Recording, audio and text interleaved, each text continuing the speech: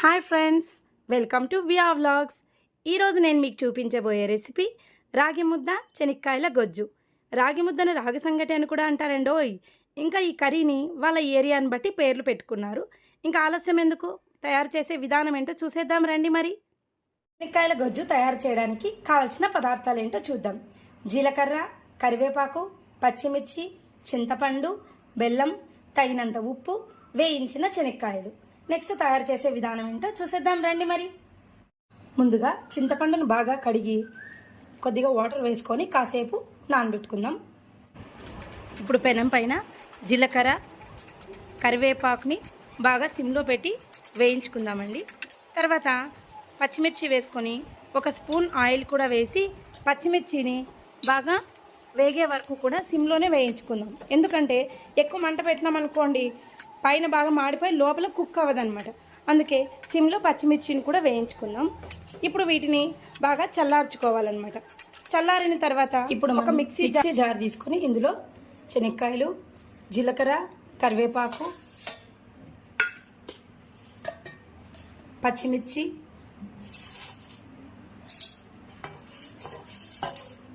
ఉప్పు వేసుకుందాం. చూడండి, ఇలా మెత్తటి పేస్ట్ లాగా చేసుకుందాం. ఇప్పుడు ఈ మిశ్రమం కూడా చాలా మెత్తగా కాకుండా బరకగా కూడా వేసుకోవచ్చండి. ఇప్పుడు దీన్ని ఒక గిన్నె తీసుకొని మనం దేంట్లోకైతే గొజ్జు ప్రిపేర్ చేసుకుంటున్నామో అందులోకి తీసుకుందాం. ఈ పేస్ట్ అంతా తీసుకొని ఇప్పుడు ఇంతకుముందు చింతపండు నానబెట్టుకున్నాం కదండి, ఆ చింతపండును బాగా మెదిపి ఆ చింతపండు గుజ్జు కూడా ఇందులో తీసుకుందాం. మనం ఇక్కడ ఈ స్టేజ్లో ఉన్నప్పుడే మనకు కావాల్సినంత వాటర్ని ఇందులో యాడ్ చేసుకుందాం. సో ఇంతకుముందు మిక్సీ పట్టిన జార్లోకే మనం వాటర్ని కూడా వేసుకుందామండి.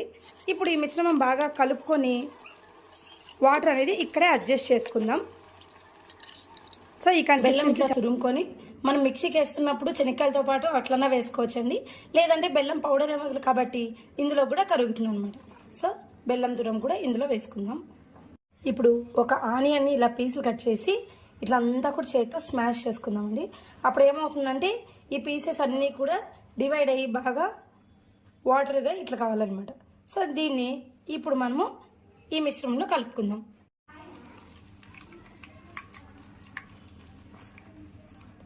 ఇక్కడ ఆనియన్స్ ఇష్టం లేని వాళ్ళు స్కిప్ చేసుకోవచ్చండి, కానీ ఆనియన్స్ ఫ్లేవర్ ఉంటేనే చాలా టేస్టీగా ఉంటుందండి ఇది. లేదు మాకు ఆనియన్స్ తక్కువ కావాలనుకున్న వాళ్ళు తక్కువ కూడా తీసుకోవచ్చు అనమాట. ఈ పోపుని ఇందులో వేసుకుందాం.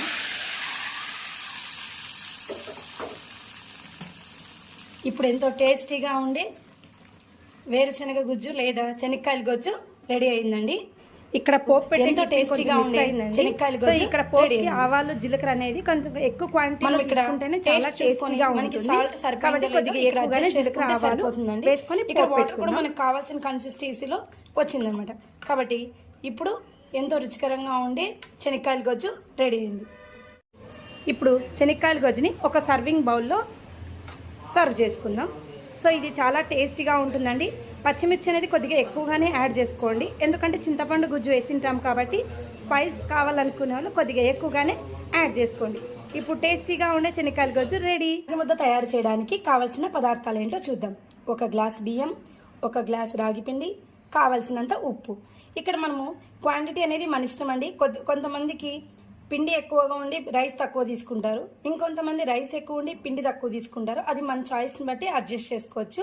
సో ఇక్కడ నేను రైస్ మసూరా రైస్ కాకుండా ఈ లావు రైస్ తీసుకున్నానండి. ఇవి మనము దోశ రైస్ అంటే మనకి కిరాణా షాప్స్లో అవైలబుల్గా ఉంటాయి.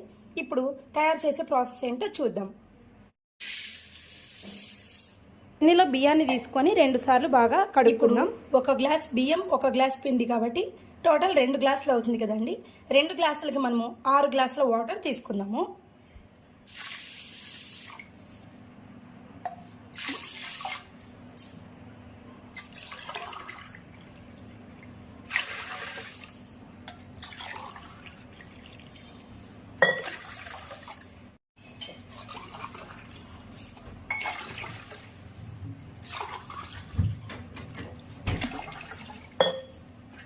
ఇప్పుడు మనం స్టవ్ అంటించుకొని ఇప్పుడు ఈ ఎసరు బాగా ఉడికే వరకు కూడా వెయిట్ చేద్దాం.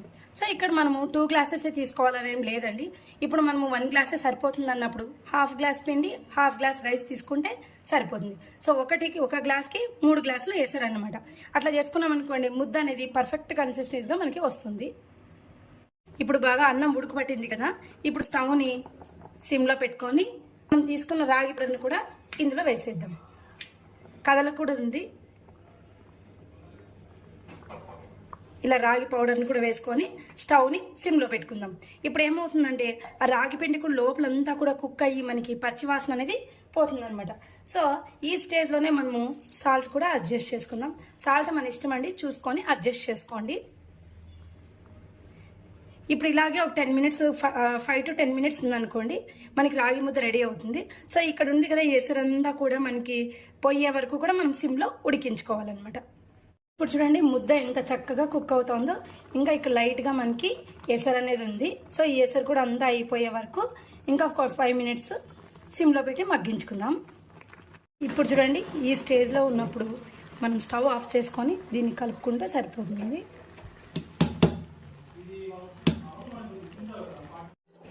ఇప్పుడు ముద్దని ఇలా గెలుపుకుందామండి. సో ముద్ద గెలకడానికి కట్టి సపరేట్ ఉంటుంది. అది లేదు మాకు అందుబాటులో అన్న వాళ్ళు పప్పు గిత్తి ఉంటుంది కదా, దాన్ని తిప్పేసి వెనకాల స్టిక్తో ఇలాగ మనము గెలకచ్చండి. అక్కడ ఉండలు లేకోకుండా మధ్యలో బాగా మిక్స్ చేస్తూ కొద్దిగా టైం తీసుకున్నా పర్లేదు, నీట్గా గెలుపుకున్నాం అనుకోండి. ఇప్పుడు ఇది ముద్దలు చేసేదానికి రెడీ అవుతుంది. ఇలా గెలికిన తర్వాత మరొక 2 మినిట్స్ సిమ్లో మనం స్టవ్ మీద పెట్టుకొని తర్వాత ఇలా ముద్ద గెలుపుకోవడమేనండి. ఇప్పుడు కొద్దిగా గిన్నెలో వాటర్ తీసుకొని చెయ్యి అద్దుతూ, ఎందుకంటే చాలా వేడిగా ఉంటుంది కదా, ఒక ప్లేట్లో కొద్దిగా ఇట్లా తీసుకొని ఒక స్పూన్ తీసుకొని ముద్ద ఇట్లా రౌండ్ షేప్లో మనము చేసుకోవడమేనండి. ఏమంటే మధ్యలో చెయ్యి వాటర్లో అద్దుతూ ఉండాలా, వేడిగా ఉంటుంది కాబట్టి. ఇప్పుడు మనకి రౌండ్గా ఉండే రాగి ముద్ద రెడీ అయింది. సో వీటన్నిటిని కూడా ఒక బౌల్లో తీసుకుందాం. ఇలాగే మిగిలిన ముద్దలన్నీ కూడా చేసుకుందామండి. ఇలాగే రాగి ముద్దలన్నీ చేసుకున్న తర్వాత ఇదో ఇలా మనకి ముద్దలుగా రెడీ అయిందండి. వీటిని సర్వింగ్ ఫ్రెండ్స్, ఇప్పుడు ఎంతో టేస్టీగా ఉండే రాగి ముద్ద చెనక్కాయల గొజ్జు రెడీ అయిందండి. మీరు కూడా ఈ రెసిపీని ట్రై చేయండి. ఎలా ఉందో కమెంట్ బాక్స్లో కమెంట్ చేయండి. ఇది టేస్టీగా ఉండడం మాత్రమే కాదండి, సమ్మర్లో మన బాడీకి చాలా కూల్గా కూడా ఉంచుతుంది. అలాగే ఛానల్ని లైక్ చేయండి, సబ్స్క్రైబ్ చేయండి. మరిన్ని ఇంట్రెస్టింగ్ రెసిపీస్తో మీ ముందుకు వస్తాను. Thank you for watching.